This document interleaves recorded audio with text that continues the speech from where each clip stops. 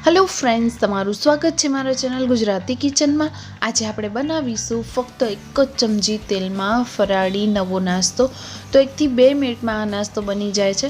તો ફ્રેન્ડ્સ, આજે આપણે બનાવવા જઈ રહ્યા છીએ ફરાળી આલુનો ક્રિસ્પી નાસ્તો। તો ચાલો બનાવવાનું શરૂ કરીએ। સૌથી પહેલા તો આપણે અહીંયા 3 થી 4 આલુ એટલે કે બટેટાને બાફી લેવાના છે। તેની મેં છાલ કાઢી લીધી છે। હવે પેનમાં 1 ચમચી જેટલો મેં તેલ એડ કરી દીધું છે। तो फक्त 1 ज चमची तेल एड करवानुं छे, वधारे नथी करवानुं। तेनामां आपणे बटेटा एड करी देशुं।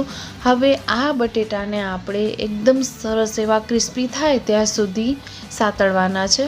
ध्यान राखजो कि आ रेसिपीमां वधारे तेल नथी लेवानुं, नहींतर ऑइली आ रेसिपी थई जशे। हवे आपणे आ बटेटाने स्लो फ्लेम पर एकदम सरस रीते सातળી लेवाना छे। तमे जोई शको छो अहींया के हूँ एकदम स्लो फ्लेम पर आ बटेटाने हळवा हाथे सातળી रही छूँ।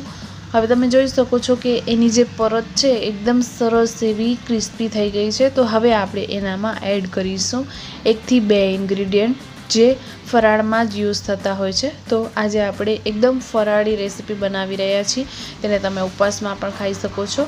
तो हवे आपणे 1 टीस्पून जेटलो अहींया एड करीशुं सेंधा नमक, जे फराળી मीठું આવે છે તે, અને અડધી ટીસ્પૂન જેટલો મરીનો પાવડર અને અડધી ટીસ્પૂન જેટલા ચીલી ફ્લેક્સ। જો ચીલી ફ્લેક્સ ના એડ કરવા હોય તો તમે લાલ મરચું પણ એડ કરી શકો છો પીસેલું। અને આપણે અહીંયા મરી એડ કરી છે અડધી ચમચી જેટલી।